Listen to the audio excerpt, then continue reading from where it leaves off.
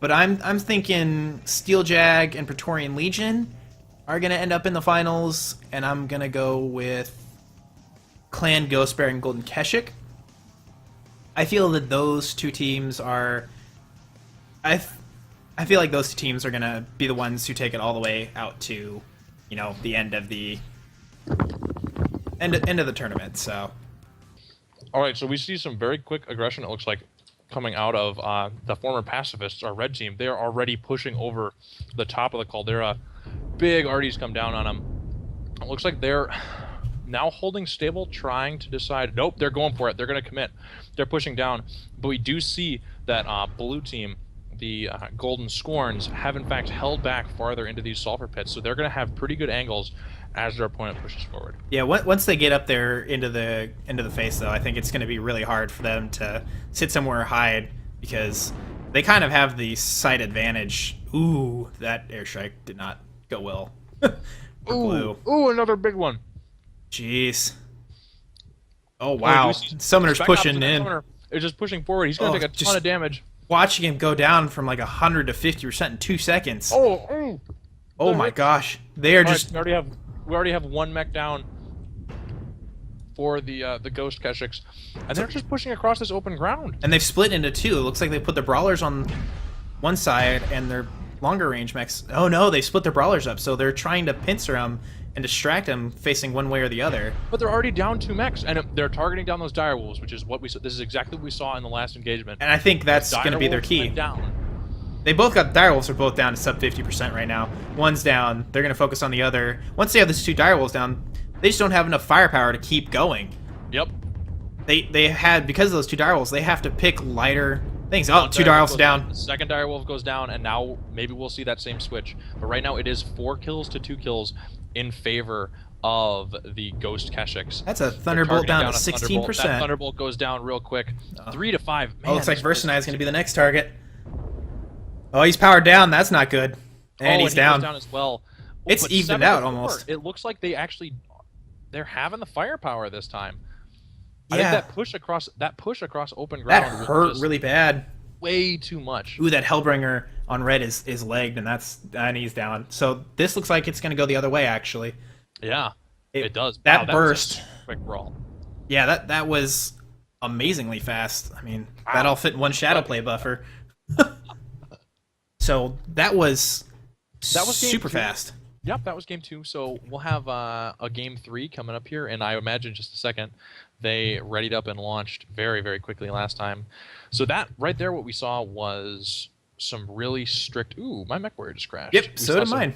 Very strict aggression coming out from the Ghost Keshik team, which means that they probably had that in mind going in. Like, that's what they were going to do the second round. So, I think so. We'll see if they have a round 3 plan ready, and we'll see what happens. And the match is started. Don't forget to switch the overlay. All right, so same spawns as always. What are we going to see this time? It looks like we see, oh wow, some quick beeline aggression. It looks like from these Thunderbolts.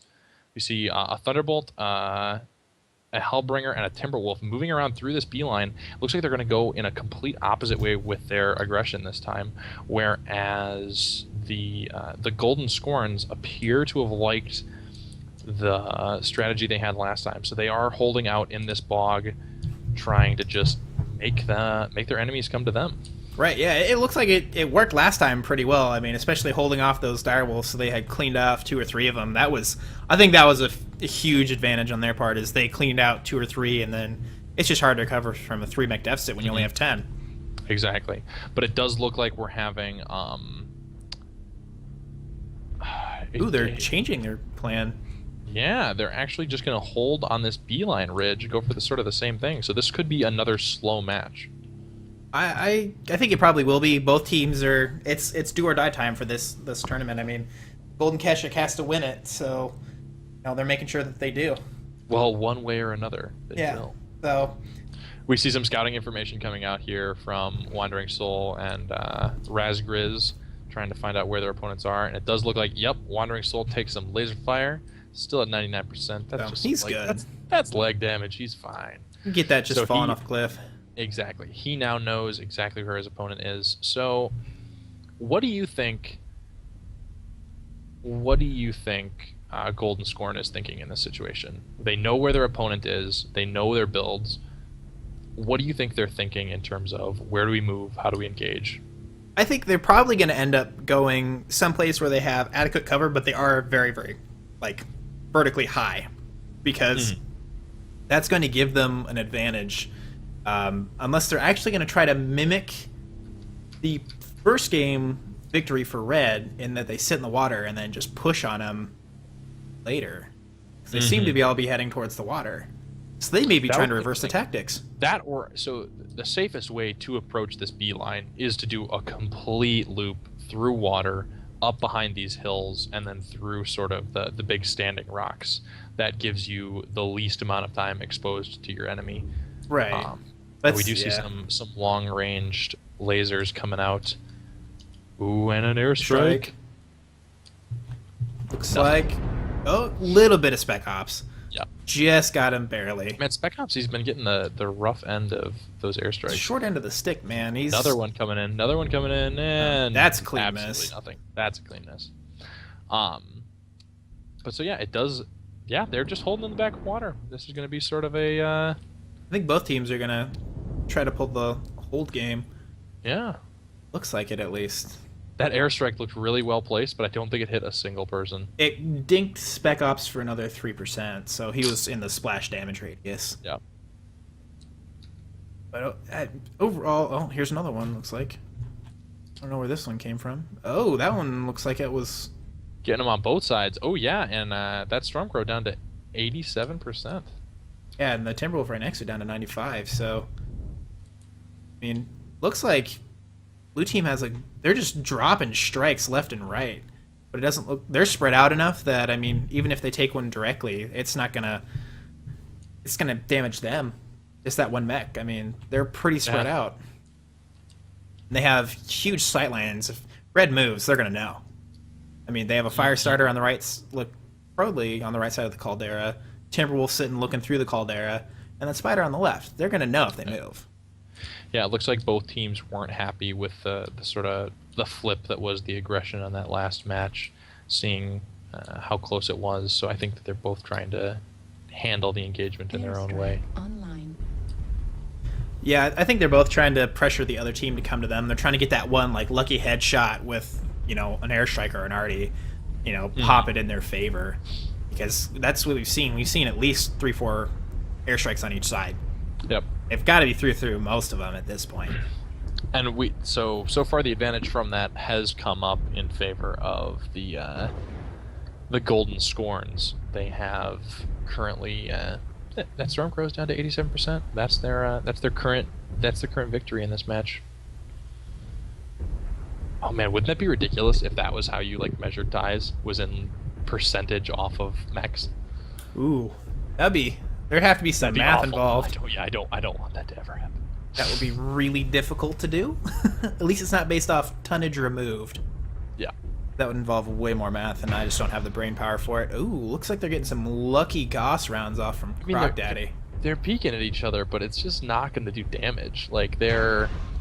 How far are they away from each other? Oh, they're like they're the whole map away from each other.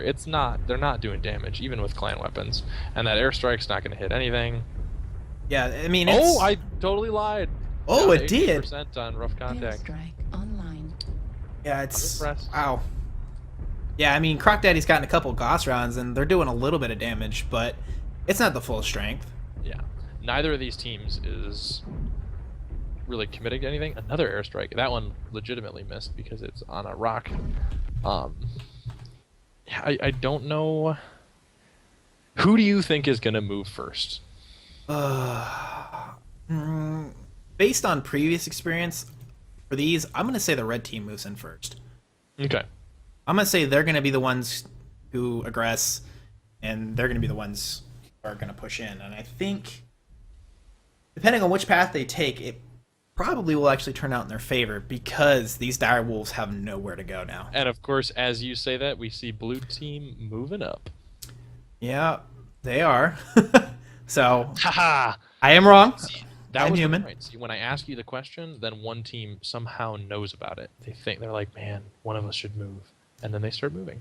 Right, yeah. I mean, Oh, and of course, red moves at the exact same time. Yeah, What is this? I think they might be trying to reposition their direwolves so they're not as exposed. But because right now those direwolves in that back corner, I mean, it's great until they get within 800 meters, and Yeah. then it turns really, really bad.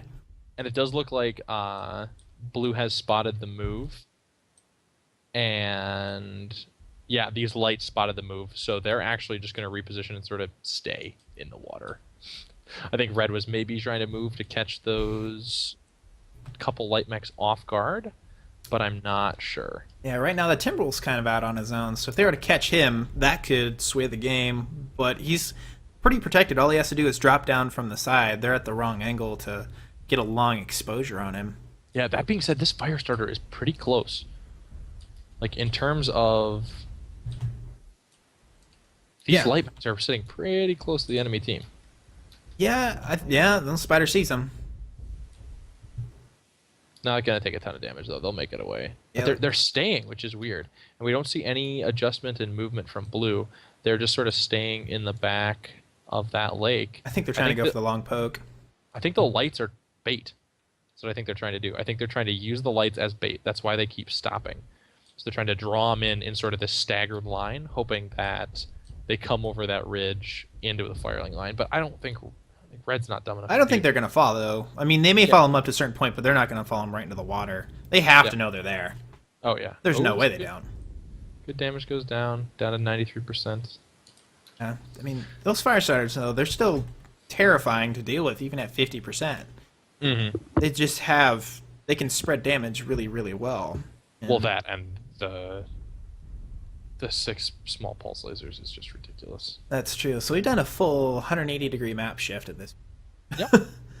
So I don't know what's gonna happen. I mean, so we have what's time remaining? We have 6 minutes remaining in the match. So I would look for a push at around the. I'm gonna see about a 3-4 minute. I was gonna say 2. Because usually teams don't actually want the brawl to fully progress. They want it to get to the point where they have a couple kills up on their opponent from the initial charge, from the surprise, before their mechs start going down, so that they can just sort of be at that advantageous spot when they get True. It kind of depends on what you're going for. If you're going for one giant thump, then yeah, you want to put it at the last minute. Mm-hmm. And but if you're going for Yeah, we do see Ghost Keshik moving up. They've taken the top of the ridge. Yeah, they're starting to poke out a little bit. Yep, taking some ER large laser fire, some gauze fire. Nothing. This is some Arhad play.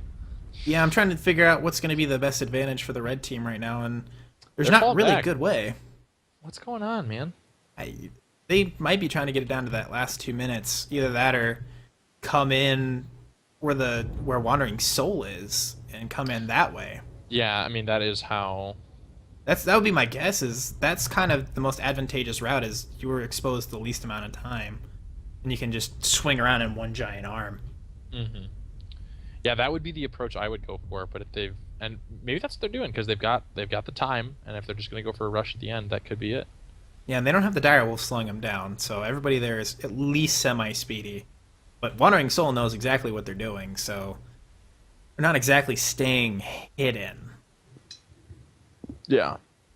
But they are trying to move around with exposing themselves the least. And what we do, oh wow! And if they don't, oh no! And as I said, of course they reposition. I was gonna say if Golden Scorn doesn't reposition, they might not be in a great position to take this push, but they are now. They're swinging out, getting their firing lanes going along this open ground. You can, however, push up through this spawn where the capture point normally is and come over the hill and land on top of your opponent. Yeah, that's a little bit harder to do with heavier mechs. Right. Especially but some they don't that have the jump dire jets. wolves, so it But is they don't have jump possible. jets on all of them. Oh, that's true. They're running. Well, it looks probably about half of them do. Yeah. So just Mostly sprint half of them over. Timberwolves. Yeah. Yeah, I think that might be a good plan. Is just chill up on that ridge and just drop down. But they've moved, so they're not exactly in the same spot anymore. Oh, and see, here's what's going to happen: is these dire wolves have to choose right now in between staying where they are and shooting while they approach, or getting left out. And right now, Prophetic in this dire wolf is in the point where he's going to get left out. He's the point of no return. Because he's going to take a lot of crossing damage right now as he turns. And because of the torso twist on those dire wolves, he can't really shoot back. He has to just run. He's also it's also his weak side or his strong side. Those are his two gauze rifles are on this side of his body. That's He's just unfortunate. getting pinged. But they are trying to rotate now, getting into a position to take this push better. Airstrike goes down. I don't think it's going to do much damage. Yeah, it doesn't do much damage. Yeah, it skips most of them. So. And it looks like Red is continuing with their push, but they're gonna catch those dire wolves. They might, but it might be too late. Like if they try and cross this water with the rest of these heavy mechs sitting up on this hill, they could take a ton of damage. I think they need to rotate back around behind these hills. I don't think that's they have the when time. they can really catch them. How much time is left? There's not much time left. There's only 2 minutes and 30 seconds left. They kind of have to go. They have to go straight for push. it. They're gonna have to try to catch like Croc Daddy or Versenai out in the open. And look at all of those lasers coming down on them. Nobody is down yet. Artie Strike coming down. Could be a pretty good hit. It does hit the down to direwolf 84 on that Thunderbolt. Direwolf's down a little bit. Some good shots. So now they are wrapping as close to this mountain as they can, trying to maintain as much cover. They're trying to pick out. Versenai's taking some damage though. He's down to 80%. Yeah, blue is very clumped up. I don't think anybody has any airstrikes left. But if they did, that'd be a prime Artie. Yeah, they already dropped. I think they dropped their last one on the mountainside. I think. And the first mech does go down for Red. In this push, they do take a casualty, trying to move up. A second mech falls in the form of what looks like a Hellbringer. Yep, Hellbringer goes down. Looks like one of those Thunderbolts has gotten legged, limping along. They're trying to get Versenai now. Yeah, he's down. And he is caught out, and Versenai does go down. The first death in favor of blue. But now they're sort of backing up. These dire wolves are going to be able to put down a ton of damage. They take down that Yunlo Wang, toppling to the floor. 3-1 in favor of the Golden Scorn. Dire wolf falls. Some good focus fire there. Yeah, they're pushing around. 3-2. It looks like it's getting really close to a brawl. Those dire wolves. That dire wolf's fire taking a beating. starter, a spider, and a Hellbringer flanking around behind, trying to get the rear armor on these mechs. The second dire wolf goes down, but it's already 6-3 in favor of the Golden Scorn. So they are in a commanding position right now with these last 4 mechs up. And it looks like Gazet and the Timberwolf takes a leg down. 1-0-1-0-1-1. Just a leg. He's running out. Yep. And it looks like this is going to be the Blue's end. going to take it. Just a huge thundering victory. Wow. Yeah. That's just, after all that maneuvering in the last 30 seconds of the game, that's what it comes down to. A Summoner and a Hellbringer fighting it out. Summoner goes down with what may have been a team kill on that Spider, as well as the last remaining mech. And so we see the Golden Keshik Night Scorn team will be moving on to the semifinals. Jeez, that's wow. That was a lot of just walking around. I mean, yeah, for sure. We had like Chariots of Fire playing. That would have been great. Or maybe the Convoy song. Or Benny Hill, like a really slow version. I could see it, but it's all right. Let's check in with Skeletor and see how the round went. What did you think about that? I mean, we had plenty of time to talk about it, but what did you think of that series and as a whole? I thought that series was a lot more. It was a lot slower than the previous ones. They definitely took their time making sure that this is where they're going to be. It was a lot more methodical. I just think there was a lot more planning involved in this one, whereas this last round especially had the most planning. I think the rest of them were kind of just throw each other at each other and, see what comes out. Mm-hmm.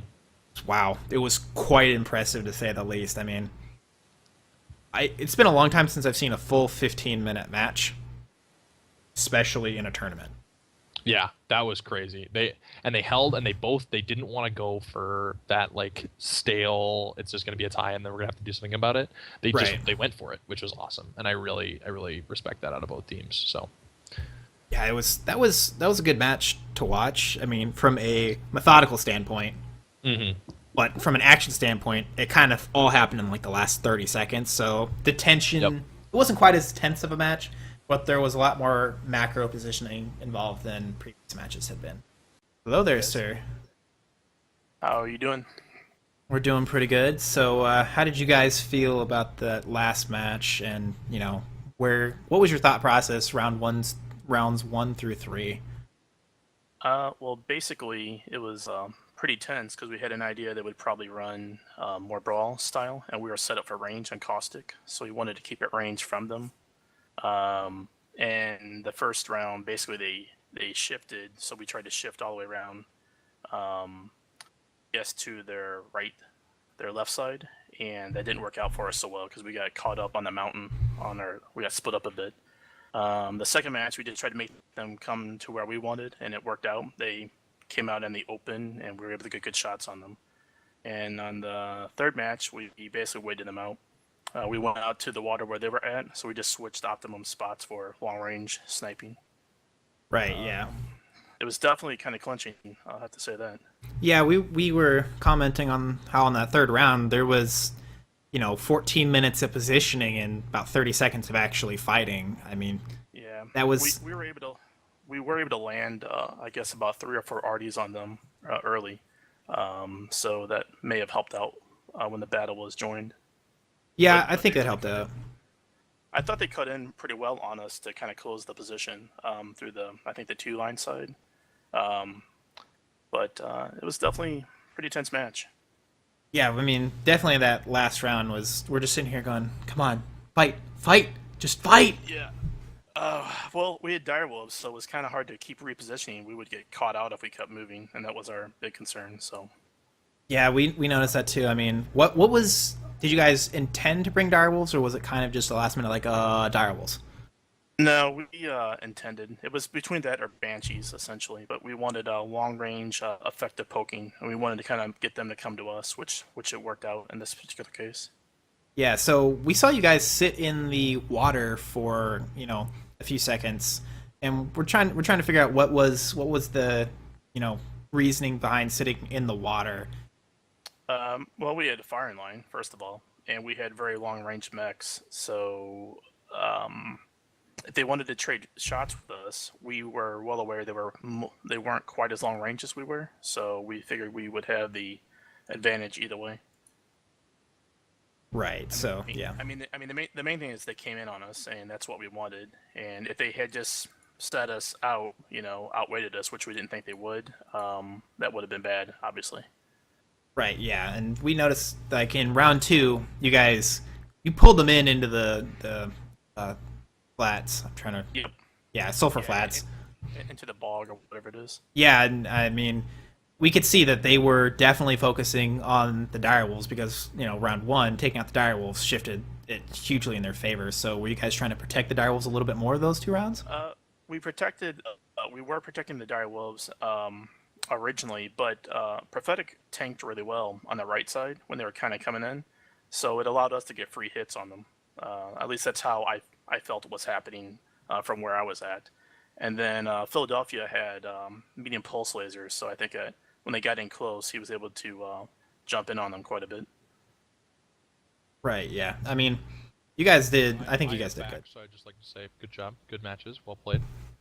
Yeah, thanks. Good to see some Golden Kashyyyk moving on, Yeah. I Some mean, night scoring too. and Thanks. some night scoring. No, yeah. No. So I know from your guys' perspective. I mean, you guys wanted to win because it was you or them. But did you guys have any jokes going on about there being anything like Golden Keshick wins no matter what? Do we even have to try or anything like that? No, no. I mean, the night scoring guys, were kind of motivated to hopefully meet up with our team one in the finals. So, we definitely wanted to win, and they wanted to win regardless. I don't think they wanted to lose to their team two at all. So, Right. So were they like picking out like, hey, let's get this guy just because we think it's funny, or was it just like, no, let's play real strategy? yeah, they were playing real strategy. They had an idea that they were gonna, be more brawly than we were, and so that was kind of the gist of why we took the positions that we did, was to kind of keep distance away from them as much as possible. Right. So I guess you guys had that little bit advantage where inter-team communication throughout the previous 2 weeks are like, they're probably going to be a little brawly, and based on who they could probably take a guess at what they were taking. Yeah, pretty much. It'd be like if we faced Night Scoring Team 1. I have a really good idea what they'll run ahead of time. So it won't be any big mystery to me anyway. So you guys are moving on to face Clan Smoke Adder and Direwolves, and that's on Frozen City. Don't obviously give away your strategy or anything like that, but how are you guys feeling going into this next match? I think we're feeling pretty good right now. Although we seem to lose the first round of every map so far. That may be partly because we didn't really get to practice during the last few weeks with GK hardly at all. So we sort of figure out what's going on, and then I think we make a good adjustments Yeah, based upon what the other team has running. we were talking with Verse and I earlier, and says you guys played, I think it was yesterday and maybe the day before, and that was kind of about it.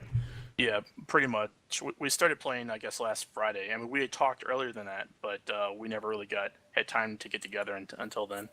But they tend to have a strong brawl focus and snipe focus as well, so that feeds in well with what we do. No LRMs, just saying. No, nobody wanted to bring LRMs into this fight. Not yet. We're waiting.